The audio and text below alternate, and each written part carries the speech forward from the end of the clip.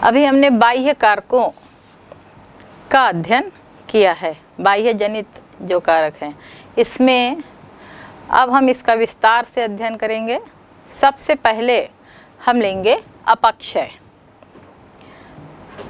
मैंने जैसा अभी आपको बताया था कि अपक्षय एक स्थैतिक प्रक्रिया, स्टैटिक है। अपने ही स्थान पर चट्टानों का टूटना फूटना अपक्षय कहलाता है। अपक्षय में चट्टानें स्वयं क्यों टूट रही है, तो उसके पीछे में ऐसी कुछ बातें होती है, कुछ ऐसे प्राकृतिक तथ्य होते हैं जो अपक्षय में सहायक होते हैं।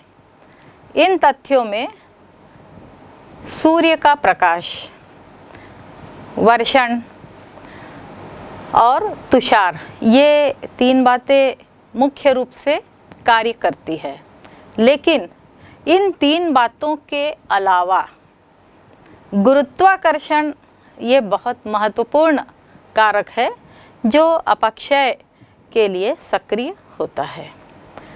अपक्षय में ये जो मैंने तीन बातें बताई, ये इसलिए महत्वपूर्ण है कि सभी पृथ्वी की जो संपूर्ण स्थिति है, सब जगह अपक्षय एक जैसा नहीं होता, बल्कि जहाँ पर अधिक तापमान होता है या जहाँ पर वर्षा की अधिकता होती है, तो उन क्षेत्रों में अपक्षय की मात्रा बहुत अधिक होती है। और जैसा कि मैंने बताया था कि ताप कटिबंधों के आधार पर हमने पृथ्वी को तीन भागों में बांटा है, तो जो सर्वाधिक अपक्षय का क्षेत्र वैसे तो उष्णकटिबंध और समशीतोष्ण कटिबंध में होता है। शीत कटिबंध में अपक्षय की मात्रा बहुत कम होती है। अपक्षय में चट्टाने का जो स्वयं टूटना फूटना होता है, इसके तीन प्रकार होते हैं। पहला भौतिक अपक्षय, दूसरा रासायनिक अपक्षय, और तीसरी जो विधि है इसको हम जैविक अपक्षय कहते हैं। भौतिक अपक्षय क्या है? भौतिक अपक्षय में जो मैंने अभी कारक बताए कि सूर्य की किरणें और वर्षा का जल, ये दोनों मिलकर के या अलग अलग रूप में ये चट्टानों को तोड़ते हैं। जैसे मान लीजिए कोई रेगिस्तानी क्षेत्र है और वहाँ पर सूर्य की किरणें दिन में बहुत तेज पड़ती है, गर्मी बहुत अधिक होती है, और गर्मी के प्रभाव से चट्टानें क्या होती, फैलने लगती है। रात में तापमान एकदम कम हो जाता है, हिमांक से नीचे तापमान चला जाता है, और उसके कारण क्या होता है कि चट्टानों का दिन में फैलना और रात में सिकुड़ना, ये क्रम सतत जारी रहता है। और इस सतत क्रम के कारण चट्टानों का जो संगठन होता है, यह क्रमशः ढीला पड़ जाता है और चट्टानें अपने स्थान पर बड़े बड़े टुकड़ों में टूटने लगती है। इसे चट्टानों का विघटन कहते हैं। कभी ऐसा होता है कि चट्टानें जब फैलती है और उस क्षेत्र में यदि वर्षा की बूंदें पड़ गई, तो उन वर्षा की बूंदों से चट्टानों में दरार आने लगती है, चटकन आने लगती है। और इस तप्त चट्टानों में जैसे ही वर्षा की बूंदें पड़ी, चट्टानें चटकने लगी या दरार आने लगी, तो उसके अंदर पानी समाने लगता है, और इससे ये जो चट्टान है ये छोटे छोटे टुकड़ों में टूटने लगती है। यहाँ पर पानी का और सूर्य दोनों का संयोग है। इसी प्रकार से यदि किसी क्षेत्र में चट्टानों में दरारें कई कारणों से आ सकती है, चट्टानें टूट जाती हैं, और उसमें यदि वर्षा का जल चला जाता है तो वह भी चट्टानों को तोड़ने में सहायक होता है। तो ये सब भौतिक प्रक्रिया है। और इस प्रक्रिया में चट्टानों का जो टूटना फूटना होता है इसे हम वियोजन कहते हैं। चट्टानों का बड़े टुकड़ों में या छोटे टुकड़ों में टूटने की प्रक्रिया यह निरंतर जारी रहती है। दूसरा जो अपक्षय का प्रकार है यह है रासायनिक अपक्षय। रासायनिक अपक्षय क्या होता है? जब चट्टाने पर भौतिक क्रिया के साथ रासायनिक क्रिया भी होने लगती है या केवल रासायनिक क्रिया होती है, जैसे जल। आपको पता है बच्चों कि जल स्वयं एक रसायन है और यह जब चट्टानों के भीतर जाता है तब यह रासायनिक क्रिया करता है। जल के साथ यदि ऑक्सीजन गैस मिल जाती है और ये चट्टानों में जाती है तो ये ऑक्सीकरण या ऑक्सीडेशन की प्रक्रिया करती है। इसमें क्या होता है? ऑक्सीडेशन में चट्टानों के जो लवण होते हैं वो ऑक्सीडेशन के कारण टूट जाते हैं और यदि चट्टानों में लोहे की मात्रा होती है तो लोहा ऑक्सीडेशन के प्रभाव से जंग लगकर टूटने लगता है, यानी अंदर ही अंदर चट्टाने जो है यह क्रमशः टूटने लगती है। इसे जब रासायनिक प्रक्रिया होती है और चट्टाने टूटने लगती है तो इसे चट्टानों का वियोजन डिकम्पोजिशन कहते हैं। इसी प्रकार की प्रक्रिया जिसमें कार्बोनेशन की प्रक्रिया है, जब पानी के साथ कार्बन डाइऑक्साइड गैस मिल जाती है और यह जब चट्टानों में प्रवेश करती है तो चट्टानों में यह चट्टानों को घोलने की प्रक्रिया करती है। चट्टानों के ऐसे तत्व जो घुलनशील होते हैं वो कार्बन डाइऑक्साइड के कारण घुलने लगते हैं और इस प्रकार से चट्टानें भीतर ही भीतर टूटने लगती है। तो ये भी एक कार्बोनेशन की प्रक्रिया हुई। इसमें जो चूने के अंश होते हैं ये घुलने लगते हैं। तीसरी जो प्रक्रिया होती है ये है सिलिका का पृथक्करण। पानी के साथ जब पानी चट्टानों के भीतर जाता है तो सिलिका जो होता है यह अलग अलग टूटने लगता है।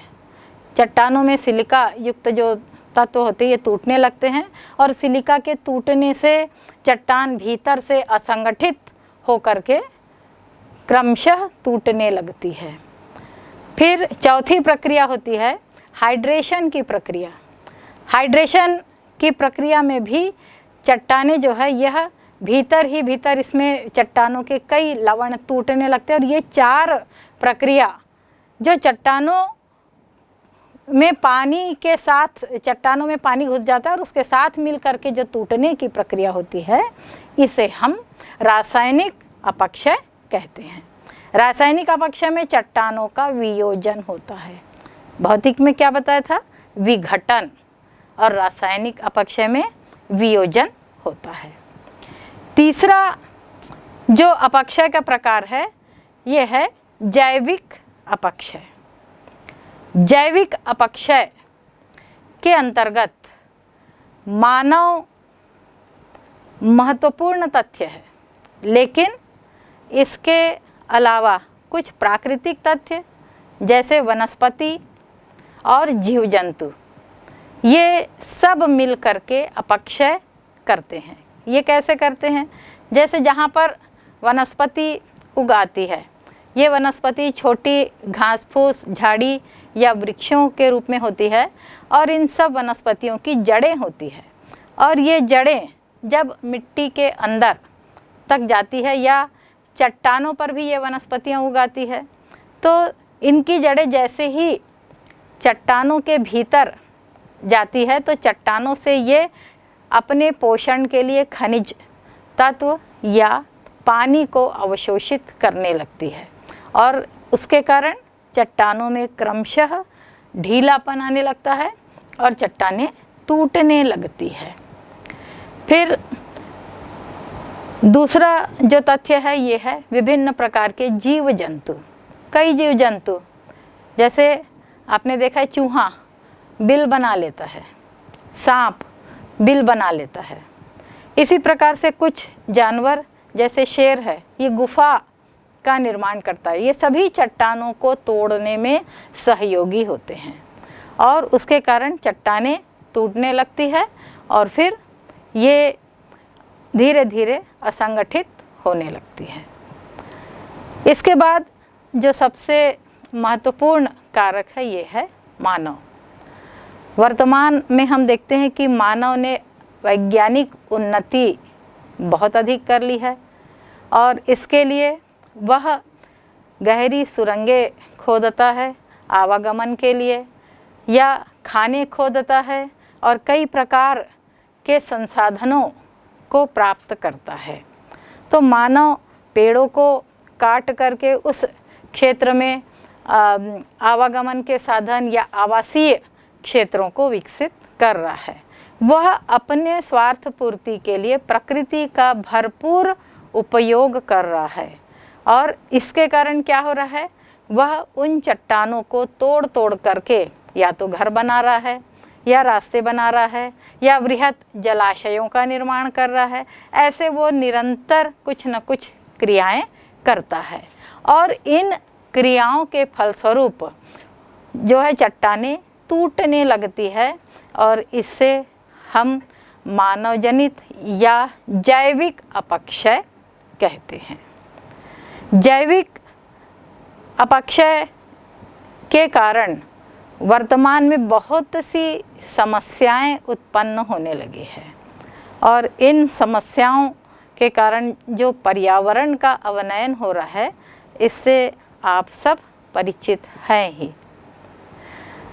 अपक्षय के कुछ फायदे भी है। केवल चट्टानें टूट नहीं रही है बल्कि चट्टानों के टूटने से मिट्टी का निर्माण होता है और यह जो मिट्टी है ये हमारे जीवन का एक आधार हम इसको कह सकते हैं, क्योंकि मिट्टी से ही कृषि कार्य संपन्न होता है और हमें भोजन की प्राप्ति होती है या इसी मिट्टी पे वनस्पति विकसित होती है। तो ये जो अपक्षय है ये बहुत हमारे लिए महत्वपूर्ण है। दूसरा, अपक्षय जब होता है किसी क्षेत्र में चट्टानें स्वयं टूटती है और वहीं पर वह जमा हो जाती है, तो ये अपर्दन के लिए भी कुछ मटेरियल दे रही है। अपर्दन, वायु अपर्दन हो रहा है, नदी अपर्दन हो रहा है।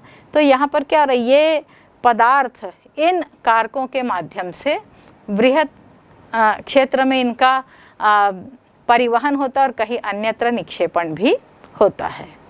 तो इस प्रकार से अपक्षय यद्यपि अपने आप में स्थैतिक है, हम उसको स्थैतिक क्यों करें, क्योंकि वह अपनी जगह पर भी चट्टानों का टूट फूट कर रही है और वहीं पर चट्टान चूर्ण बन जाते हैं। ये चट्टान चूर्ण जो होते हैं पहले एक लेयर में अपक्षय होता है, फिर उसके बाद जब वो लेयर नीचे फिसल करके गिर जाती है तो दूसरे लेयर में अपक्षय होता है। इस प्रकार क्रमशः नीचे की ओर अपक्षय होता है और ये अपक्षय हमारे लिए उतना ही महत्वपूर्ण है। स्थैतिक इसलिए है कि परिवहन अपक्षय की क्रिया स्वयं नहीं करती, अन्य क्रियाएं जैसे अभी बताए वायु, नदी, ये परिवहन में सहयोग कर रही है, लेकिन अपक्षय जो है यह भौतिक या रासायनिक क्रिया जो स्वयं होती है। तो अपक्षय में इतना ही पर्याप्त है बच्चों।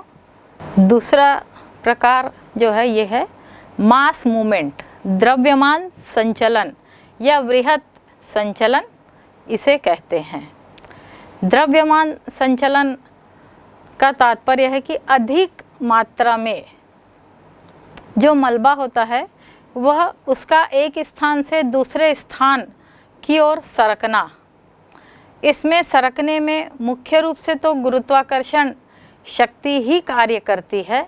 उसके अलावा ढाल यदि उस क्षेत्र में होता है तो ये ढाल भी दूसरी प्रमुख दशा होती है और उसके कारण बड़ी मात्रा में जो पदार्थ है, जो टूटे फूटे पदार्थ है, जैसे अपक्षय से अभी बहुत सारे पदार्थ टूट करके जो वहीं जमा हो जाते हैं, तो ऐसे पदार्थों को ढाल जब प्राप्त होता है तो ढाल के कारण ये पदार्थ तेज़ी से नीचे की ओर सरकने लगते हैं। ये भी कभी अचानक होता है और कभी धीरे धीरे इस गति से होता है। इस प्रकार का जो संचलन होता है सामान्य रूप से यह क्षैतिजिक संचलन ही है, क्योंकि धरातल के ऊपर ही यह क्रियाशील होता है। तो द्रव्यमान संचलन कई प्रकार के होते हैं। इस प्रकारों को यदि हम देखें तो सबसे पहला है पात या फॉल। पात या फॉल जो होता है यानी पदार्थों का अवपतन होता है, नीचे की ओर आता है। इसमें 3 प्रकार के पात होते हैं। एक तो शैलपात, चट्टानों का गिरना। दूसरा जो है मलबा पात। मलबा पात जो छोटे बड़े कंकड़ पत्थर चट्टानों के साथ समाहित होते हैं, मिट्टी भी होती है और ये पूरी एक साथ सरक कर नीचे की ओर आती है। और तीसरा जो है यह है भूमिपात। भूमि का तात्पर्य बड़े बड़े शिलाखंडों से, शैलखंडों से है। ये बड़ी की बड़ी चट्टान जो है एक साथ वृहत चट्टानें नीचे की ओर लुढ़क कर चली आती है, तो इसे भूमिपात कहते हैं। तो ये पात के 3 प्रकार है। दूसरा जो वृहत संचलन का प्रकार है इसको हम कहते हैं स्खलन या स्लाइड। स्खलन या स्लाइड जो है ये 2 प्रकार से स्खलन होता है। एक तो अवपतन होता है, स्लंप अवपतन होता है। अवपतन में भी यही 3 प्रकार है, शैल का अवपतन, मलबा का अवपतन और भूमि का अवपतन होता है। दूसरा हम इसको स्खलन कहते हैं। स्खलन में धीरे धीरे पदार्थ जो है भरभरा के पहले धीरे धीरे गिरते और फिर तेज़ी से गिरने लगते हैं। तो इस प्रकार की जो स्लाइडिंग होती है, आपने कभी दूरदर्शन देखते होंगे तो उसमें आप देखते होंगे टीवी में इस प्रकार की चीज़ें कहीं पर दिखाता है ना कि प्रायः हमारे देश में हिमालय में ऐसे स्लाइडिंग्स जो होते हैं ये हमेशा दिखाए जाते हैं और इसको आप समयानुसार देखते रहती, क्योंकि ऊंचे पर्वतीय क्षेत्रों में ही इस प्रकार की क्रियाएं सर्वाधिक होती है। कई बार आप न्यूज़ सुनते हैं कि लैंडस्लाइडिंग हो गई और स्लाइडिंग के कारण पूरी की पूरी सड़क जाम हो गई, कुछ लोग दब गए, उसमें दब के मर जाते हैं, या कभी कभी उसके कारण मार्ग अवरुद्ध हो जाता है, क्योंकि पहाड़ों पर जो है ये चट्टानों को काटकर मार्ग बनाया जाता है। तो ये जो मार्ग है, जब लैंडस्लाइडिंग ऊपर से हो रही है तो इस मार्ग पे आकर के, चूँकि यहाँ पर समतल भूमि होती तो मलबा यहाँ आकर जम जाता है और उसके कारण क्या होता है, पूरा मार्ग अवरुद्ध हो जाता है। फिर इस मलबे को सरका करके फिर से आवागमन जारी किया जाता है। तो ये स्लाइडिंग का प्रकार होता है। तीसरा जो प्रकार है इसे कहते हैं लुढ़कना।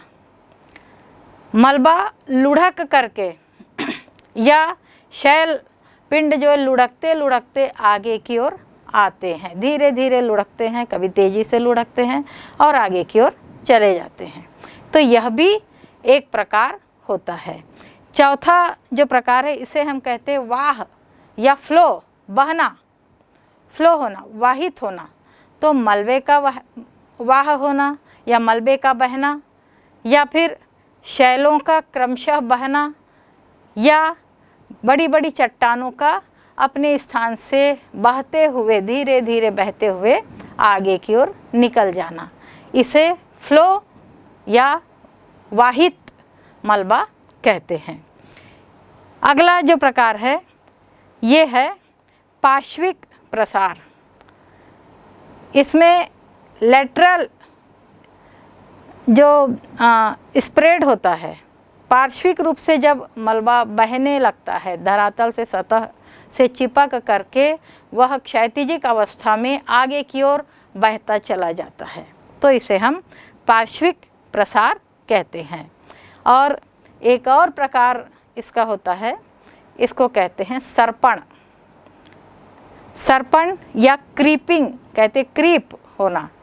तो जब दलदल युक्त या मट्टी में जब पानी मिल जाता है और पानी के साथ मिट्टी जब घुल जाती है और ये बहने लगती है तो इसको सर्पण कहते हैं। इससे पूरा ऐसा लगता है कि पूरा दलदल जो है वो एक साथ बहते हुए चला जा रहा है। आपने पिछली बार, या वैसे तो हमेशा होते रहता है, लेकिन केदारनाथ में जो बहुत अधिक बादल फटने के कारण उस क्षेत्र की जो मिट्टी थी, जो संभवतया अपक्षय के कारण या अन्य निर्माण कार्यों के कारण वहाँ जमा थी, वो पूरी की पूरी मिट्टी एक साथ बादल फटने के साथ पानी के साथ बहती हुई चली आई थी, और उस मिट्टी में बहुत से लोग जो है वो दब करके मर गए थे, लापता हो गए थे बहुत लोग। तो ये सभी जो उदाहरण हैं ये मास मूवमेंट के उदाहरण है।